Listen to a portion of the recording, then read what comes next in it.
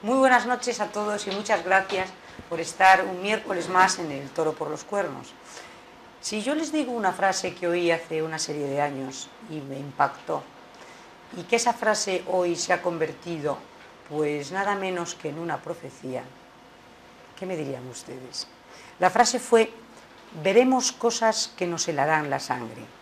Esta frase se la dijo la madre de Pagaza Ortundúa, precisamente al Lehendakari de entonces, Patxi López. Esa frase está en el corazón de muchas víctimas del terrorismo. Veremos cosas que nos helarán la sangre.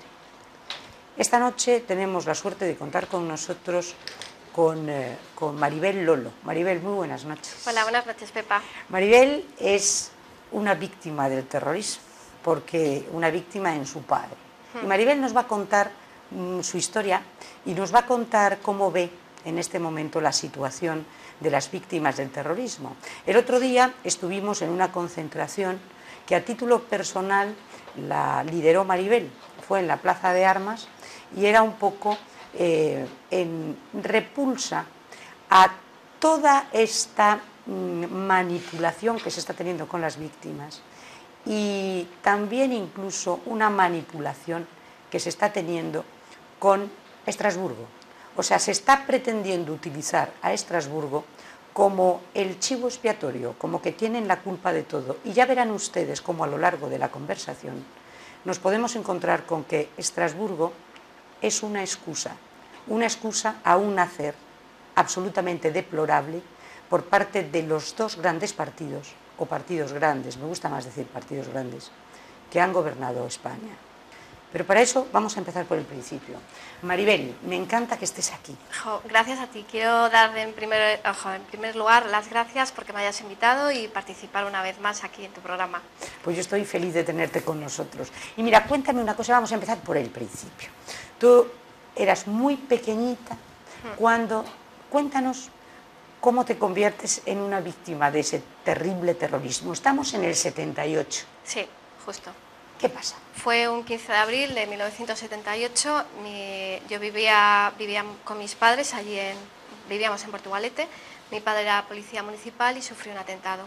Fui tiroteado y quedó malherido y quedó en una silla de ruedas 25 años, con fuertes dolores y bueno, y grandes secuelas. Y grandes secuelas. Sí. En ese momento, estamos en el 78, tú tienes 4 años, sí. De repente llegan unos familiares a tu casa, a ti te envuelven en una manta, me estabas contando, tu madre se marcha a Cruces, ¿no? a la residencia de Cruces con tu padre, y ahí empieza, una niña de 4 años, tú en este momento tienes aquello en tu mente y en tu corazón, ¿lo recuerdas o no? Lo recuerdo como si fuera ahora mismo.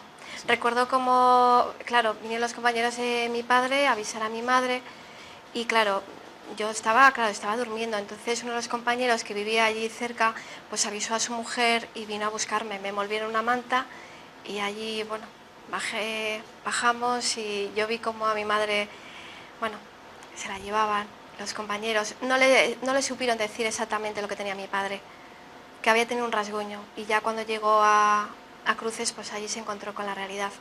Mi padre estaba siendo intervenido entre vida y muerte y agradecer al gran médico Echevarría que le salvó la vida.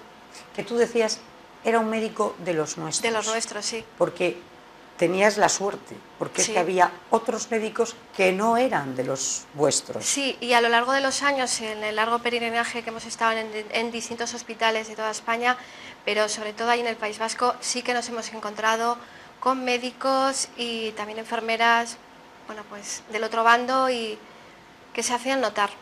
Sí, y además lo manifestaban, sí, sí, sí. Pero tranquilamente. Sí, sí, el rechazo a mi padre o, bueno, gestos no aptos para, bueno, como profesionales que son, no deberían haberlo realizado. Bueno, tus abuelos eran de Lugo, se van a vivir a Bilbao, tus padres son oriundos, son gallegos, sí. pero viven en Bilbao tienen allí tus abuelos un caserío, o sea, vosotros hacíais la vida, pues la gente vasca, como todos los vascos, tenías tu caserío y tal.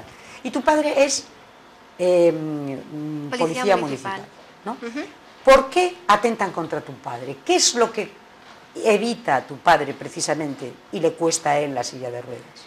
Pues mi padre estaba aquel día de guardia por la noche, ese 15 de abril, y entonces estaba allí en el parque famoso, bueno, de Portugalete, que le llamaban el Parque de los Monos. Y entonces, bueno, pues vio un chico corriendo y llevaba pues algo en las manos. Entonces, claro, mi padre le dio alto, que estuviese, que parase y que tirase lo que llevaba en la mano, porque claro, allí como en ese parque pues había patos y distintos animales, no era la primera persona que robaba. Y entonces nada, pues en ese momento se adelantó el asesino y disparó a mi padre. Y sí que en esa mochila pues sí que había armamento para matar a más gente, porque él se iba a reunir con un comando que le esperaba allí en el puente colgante de Portugalete.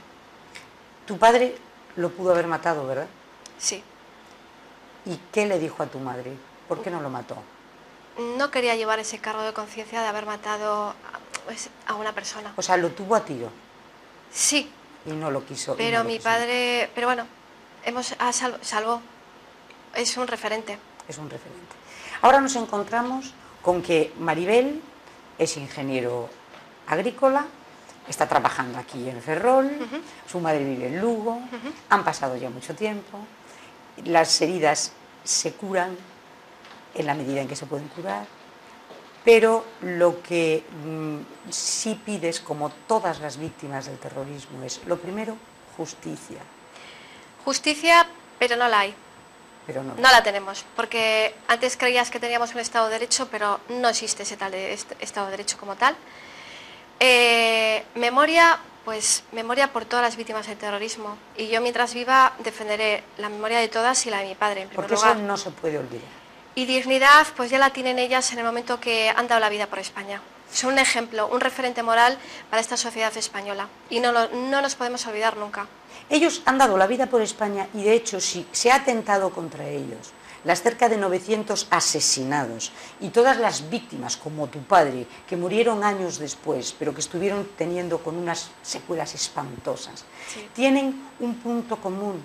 A ellos se les ha asesinado o se les ha mutilado o se les ha herido exclusivamente por esto, sí, que tenemos aquí, por ser exclusivamente españoles. Por España, porque el daño era a España. Todos esos niños que en los cuarteles de la Guardia Civil saltaron por los aires, todas esas niñas que su madre me contabas, la madre de esta niña, de Toñi, que la tuvo que coger a pedazos del suelo, todas esas personas, todos esos niños, todos esos hombres, mujeres, todas esas personas han tenido un denominador común, eran España. Y por España, por eso la dignidad ya la tienen.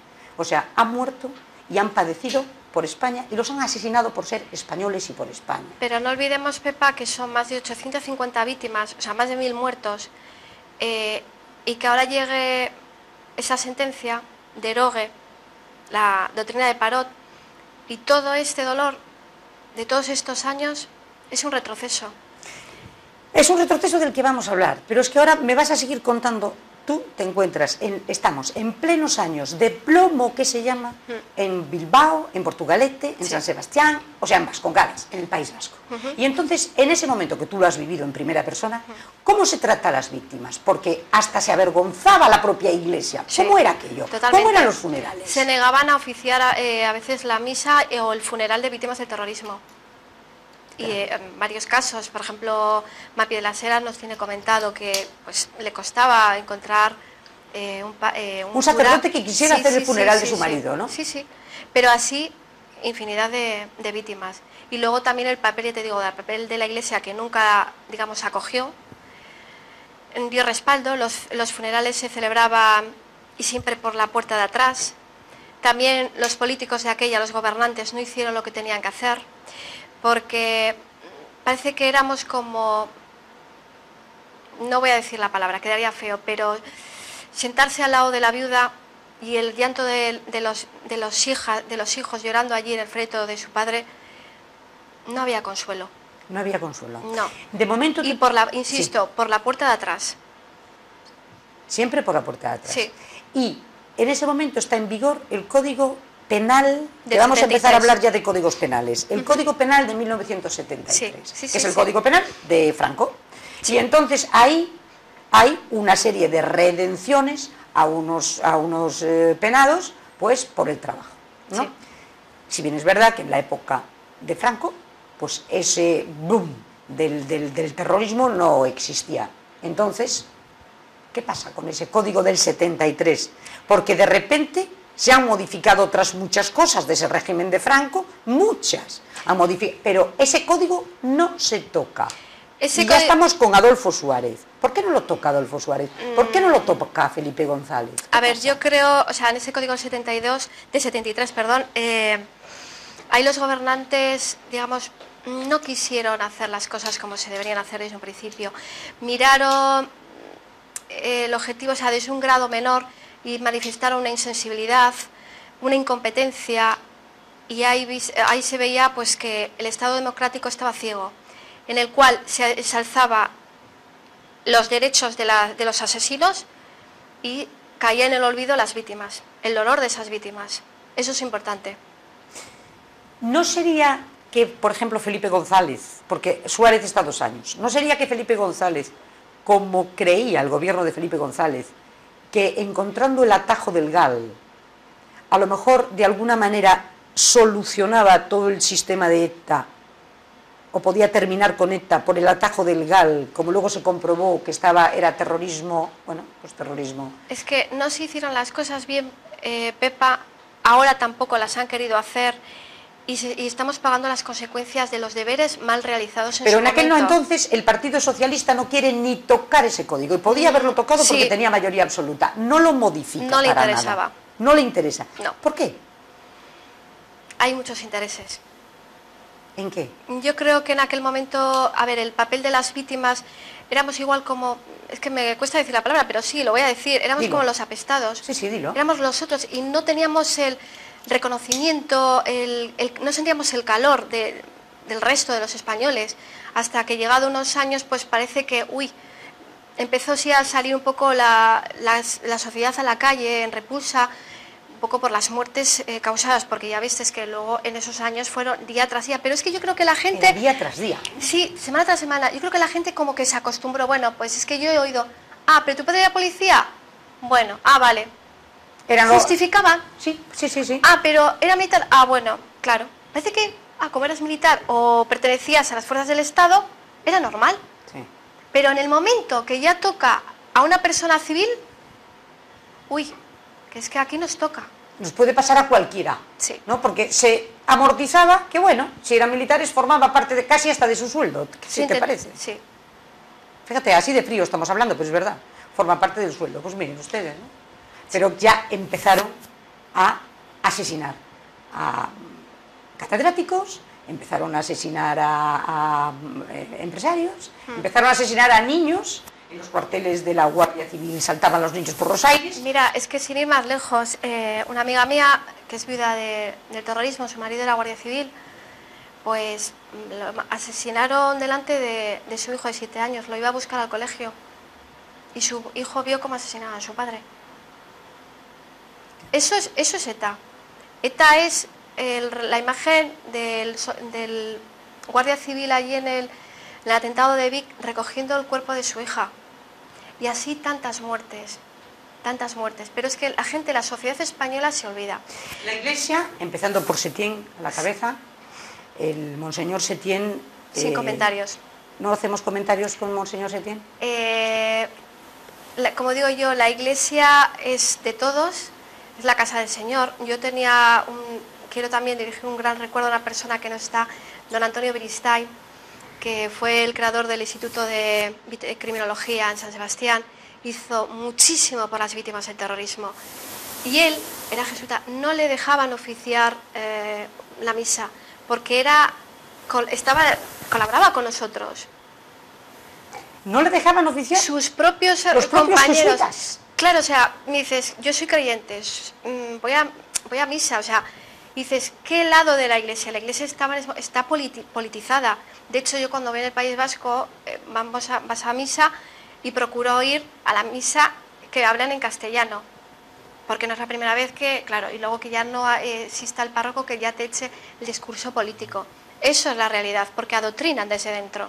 ¿Hoy siguen adoctrinando, Maribel? Sí. Sí, se sigue adoctrinando. Bien, estamos en los años de plomo.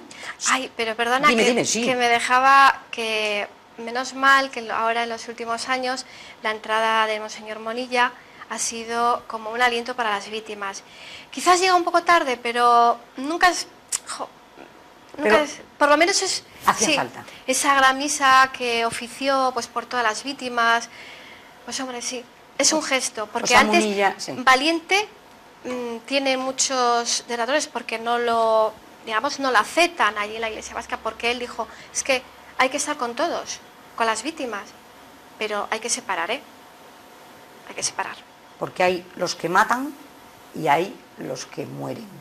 Y claro, es lo que estábamos hablando. Son vencedores o vencidos. Tiene que haber vencedores. Parece ser que ahora mismo se pretende... Tiene que haber equilibrar. O sea, nos intentan ahora que equilibrar víctimas y verdugos. No. Aquí tiene que haber unos vencedores y unos vencidos. Víctimas y verdugos. Así de claro. Pero no es lo que nos quieren vender ahora este gobierno y los anteriores. Dime, hay un antes y un después cuando la sociedad civil parece que se involucra con todo esto, la sociedad civil vasca y la española, que es a raíz del asesinato de Miguel Ángel Blanco. Miguel Ángel Blanco, en ese momento gobierna ya José María Aznar y es ministro del Interior Jaime Mayor Oreja. Y el asesinato de Blanco crea como una especie de shock y entonces se involucra. Ahí nace también la primera AVT, la Asociación de Víctimas del Terrorismo, de la mano de Vidal Abarca, ¿no? Ya estaba la fundación, la Asociación de Víctimas del Terrorismo fue fundada por tres grandes señoras. Cofundadora doña María Isabel Usí, doña María María Vidal Abarca, y que era la vida de Velasco, y doña Sonsoles Quepo de Llano. Fueron los años difíciles del terrorismo y sí que hicieron una gran labor. Luego pues entraron distintas direcciones dentro de la VT y bueno, ya estamos viendo un poquito los resultados. Y en ese momento gobierna Aznar, pero tampoco modifica el Código Penal. No. O sea, primero no tiene mayoría absoluta, luego tiene mayoría absoluta y se deja sin modificar el Código Penal. O sea, se vuelve atrás, sabiendo perfectamente que aunque a un terrorista lo condenen a 4.573 años, va a cumplir lo que cumpla y con las redenciones de las penas, a lo mejor una persona, bueno, lo estamos viendo ahora, sí, cumple 15, 20 años, fuera. Da igual cometer un asesinato que 20. Exactamente. Bien, entonces nos encontramos con que en el 2006 ya tenemos a Zapatero, y entonces empieza la famosa doctrina Parot. Se aplica la doctrina Parot, que no deja de ser, y se está aplicando con efectos retroactivos a crímenes, a asesinatos que ya tuvieron lugar antes. Por lo tanto, estaba prácticamente sentenciada como invalidada. Porque, ¿a qué está respondiendo esto, Maribel?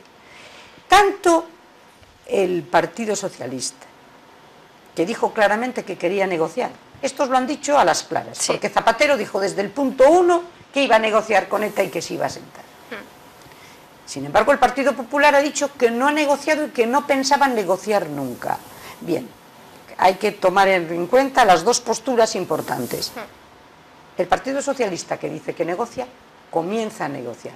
Y, cosa curiosa, se empieza a aplicar la doctrina Parot. ¿Para qué? Sabiendo perfectamente que era una coartada para anular todo esto que estaba pasando, ¿o cómo lo ves tú? A ver, la doctrina Parot, o sea, fue después de años anteriores en la cual, pues, era un debate social, ¿no? Un poco, pues, para a ver cómo se establecía esos crímenes, porque, claro, el Código Penal no recogía, digamos, esta barbarie de asesinos. Recogía, pues, delincuentes con delitos varios, pero no la naturaleza terrorista de la que hemos vivido todos estos años. Entonces, ahí...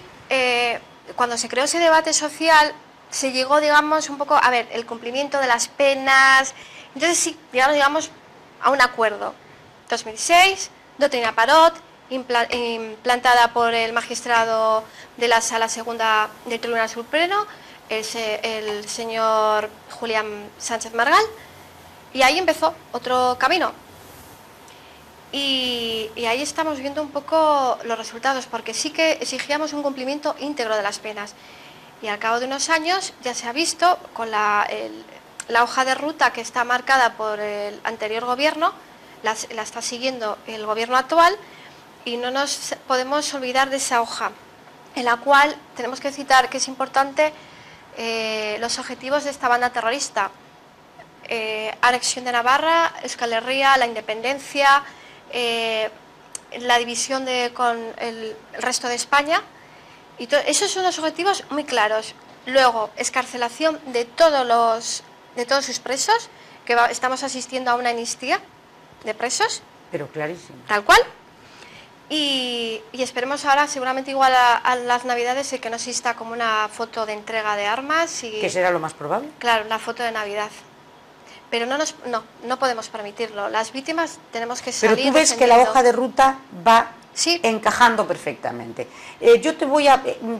¿Tú crees que las palabras con las que abre precisamente la manifestación, porque hay un antes y un después, ojo, con esa manifestación del día 20, pero es que antes que hablamos de la VT, yo creo que hay también otro momento en época de José Luis Rodríguez Zapatero, que lo que se pretende es dividir a todas las víctimas, por dividir y vencerás. Crea a Peces Barba como el comisionado aquel para las víctimas, y automáticamente consigue que todas las asociaciones de terroristas, de víctimas de terrorismo, que antes eran una y eran piña, de repente se atomizan. Sí. ¿Eso es fundamental también para dividir y vencerás? Eso sí, hizo un papel, la verdad es que lo hicieron muy bien. Hay gente que sí que la silenciaron, muchas asociaciones se dividieron, había muchos intereses, y yo creo que a veces, si no tienes unos valores éticos, unos principios con convicciones, es triste, pero tienes que llevarlos hasta el final. A muchos los silenciaron dándoles puesto. Esto que voy a decir yo es muy fuerte. Esto que voy a decir yo suena muy duro, pero está en la calle. A muchos proponiéndoles o dándoles un puesto de trabajo, a otros muchos creyendo, por lo menos la gente de la calle, que se les cerraba casi la boca, dándoles unas fantásticas indemnizaciones. Pero es que no todos tuvieron esas indemnizaciones, porque yo te puedo decir, tú me hablabas antes de indemnizaciones dependiendo de qué rango. O sea, si tú tenías un determinado nivel, por ejemplo, dentro de las Fuerzas Armadas, podías llegar a cobrar hasta un 200%. Pero, sin embargo, si tú no tenías ese determinado nivel, es que no cobrabas nada, prácticamente nada. Por ejemplo, en vuestro caso, las indemnizaciones de tu casa y en tu caso, ¿qué pasó? Porque tú me dices que vinieron mucho tiempo después. Sí, estábamos en el País Vasco. Y estabais solos completamente. Solos totalmente. Y nadie te dio nada. Nadie se acordó de nosotros, nadie. Solos. Solos. Hasta que luego, pues, ya te digo, a raíz de Isabel Usí, pues que nos ayudó mucho, luego un gran amigo mío, también José María Urquizu, que también es hijo de víctima del terrorismo, pues fuimos ahí haciendo un poco la labor de estar ahí, bueno, salir juntos todos y, digamos, de apoyarnos, porque solo el dolor de las víctimas nos entendemos entre nosotros. Claro. A ver, porque yo muchas veces lo he comentado en otras entrevistas. A ver, puedes tener una enfermedad, la muerte de una enfermedad es un dolor, un accidente, pero cuando tienes la muerte o sufres el atentado, son dolores que no se entienden, porque es por una causa política, o sea, por una adhesión por ser española, y todos los intereses, que por eso ya entraríamos, lo que te comentaba, ya en otro debate y sería muy denso, pero... Hombre, es que lo que es tremendo es duro. Es que tú dices, por ser española, pero es que lo terrible es que cuando te encuentras que precisamente quien tiene a lo mejor que representar a España en un momento determinado, dice algo así como que llueve o como que hablando se entiende la gente, ya, o como otro tipo de cosas, cuando me estoy refiriendo a los que son la máxima representación de esta bandera, ya, de España. Entonces, eso claro que tiene que doler en lo más profundo de un corazón, ¿verdad? Sí, porque como yo te decía, o sea, también quiero recalcar, o sea, las víctimas tienen y tendrán siempre la razón. Siempre. Y tenemos que realzar un poco, dignificar, o sea, su papel, ya son un referente moral en esta sociedad española y porque han dado la vida por España. Y no nos podemos olvidar, hay que vivir, hay que seguir adelante, pero somos, yo creo que un ejemplo de coraje, de fortaleza, y somos valientes, porque eso sí, nunca hemos tomado la justicia por nuestras propias manos, cosa que ellos, no somos cobardes, ellos van por detrás y te pegan un tiro en la nuca. Nosotros no. Confiamos en el Estado de Derecho, cosa que es imposible.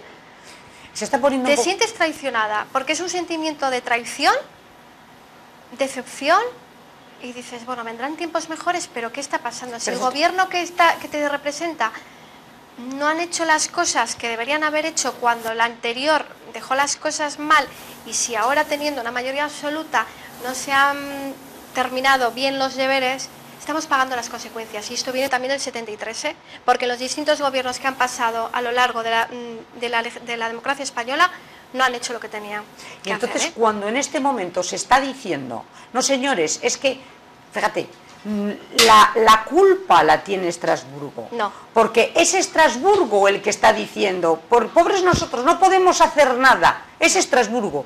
¿Tú qué dices? ¿Es una coartada como para quedar bien? Miran de perfil. A ver, aquí hay una cosa, que el Ministerio de Justicia y la Abogacía del Estado no han hecho las cosas que deberían haber hecho. Y tienen el tiempo suficiente, o sea, digamos, para hacer. O sea, no vamos a pedir ahora que salgan todos, porque hoy salió la noticia que la Fiscalía pide un tiempo para que no se escarcele a todos. Qué raro, ahora. Pero esto corresponde también un poco a los pasos que hablábamos, que siempre tenemos que mencionar la hoja de ruta, porque ya llevamos que también, recordar, en el 2005 Zapatero dijo, voy a negociar, y en el Congreso, ahí el Poder Legislativo tiene el deber, debería tener el deber ahora, teniendo la mayoría absoluta, de derogar esa ley, esa moción, esa autorización para negociar de las Cortes. Justo, pero no se ha hecho. Seguimos puertas abiertas. Luego, los pasos que hemos dado en los últimas semanas, y ya también vamos a poner un tiempo atrás, pero lo último, esas semanas, el tema del caso Faisán. ¿Qué ha pasado? Porque cuando era oposición el Partido Popular, todos los días estaba con la mataraca del caso Faisán. Sí. Este señor Gil Lázaro no paraba de salir en televisión hablando del caso Faisán. Es más, involucraba a Rubalcaba en el caso Faisán. Claro. Y de repente no hacen más que ganar las elecciones, a este señor lo nombran vicepresidente de la mesa del Congreso y automáticamente se acaba el caso Faisán. Sí. ¿Qué pasa con el caso Faisán? Que es un escándalo. Es un escándalo en el Estado de Derecho, pero yo creo que la gente no le daba la importancia, y eso ya está pactado. O sea, yo creo que se ha llegado a un acuerdo entre fiscales y bueno, ya ahí se ha visto el resultado, porque la sentencia ha sido, vamos, de vergüenza. Luego, excarcelación de Borinaga, que tuvo a Ortega Lara 532 días bajo tierra, que tenía que estar él. Luego, le damos permisos a Valentín Lasarte y lo vemos paseando con su familia. Mi padre no tuvo permisos, mi padre estuvo en hospitales y no podía pasear con su hija en los parques, ni con su mujer, ni pasar un día en familia. No, nosotros estamos en hospitales. Bien, luego ese teatro que hizo el señor de Juana Chao, pero que lo tapó el gobierno. Luego no sabemos qué casualidad dónde está Josu Ternera. Pero Josu Ternera, ¿se sabe dónde está Josu Ternera? Hombre, ¿por qué cuando hay, digamos, que se sabe dónde está, la Guardia Civil lo tiene ya controlado, hay un chivo expiatorio, o sea, que está demostrado, y se va, se escapa? Bueno, y luego no nos olvidemos a Aguiguren, ese gran personaje que es presidente del Partido Socialista Vasco, ¿no? Que presume y se jacta de hablar con Josu Ternera, un referente, o sea, uno de los mayores sanguinarios de la banda terrorista.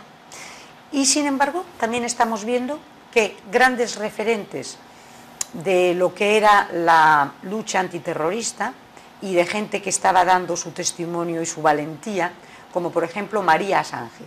Sí. O sea, María Sángil es un referente. María Sángil está sentada al lado de Gregorio Ordóñez cuando un asesino de ETA le vuela los sesos en plena cafetería. María vive eso. María ha sido un referente del Partido Popular en el País Vasco y un referente de la lucha, de la valentía, de la dignidad y María, sin embargo, se le aparta en un momento en el que dicen, ahí dentro del propio Partido Popular, una frase tan despiadada como: es que esta tía no se da cuenta que el Partido Popular ya no es lo que era. Ya. ¿Cómo se puede metabolizar eso sin... Hombre, ya no solo María Sángil, pero... sin llorar? Gente como Yarzábal, tenemos Arantxa Quiroga, luego también tenemos a Semper, pues que claro, ellos no... Tú me estás hablando del nuevo PP vasco. El nuevo PP. Eso que se llama el PP, ¿cómo les llaman? El PP Light. Es un PP que está condenado a desaparecer en las próximas elecciones, porque no van a tener una representación, o sea, van a bajar. Ya cuando estaba con Basagoiti, bajaron, no era un perfil de político fuerte, coherente y con mayor firmeza para, bueno, sentenciar todo lo que estaba pasando ahí en el País Vasco. ¿Y ahora cómo lo ves? ¿Cómo los ves ahora? Arantxa Quiroga es la presidenta, Oyarzábal, ese de las gafitas y de las barbas, es el otro, y Borja Semper. ¿Cómo los ves? ¿Qué quieren? ¿Qué sentís las víctimas cuando oís un mensaje tan diferente al mensaje de una María Sángil, de una Regina Otaola, o de todas estas mujeres que se han jugado el tipo levantando una bandera española? No, es que esa gente, yo la verdad que los invitaría a tomar, o sea, tomaría un café con ellos y les explicaría un poco lo que es el terrorismo, lo que ha sido los años del terror, porque ellos no saben, o sea, vale, están representando un cargo político, pero yo creo que tienes que tener una referencia histórica de lo que está pasando allí en tu pueblo y no lo saben, no se han dignado y no puedes decir que hay que pactar con Amaiur, con Bildu, o sea, no podemos permitirlo. Nos vamos a ir a publicidad, lo dejamos un segundo y enseguida estamos con ustedes.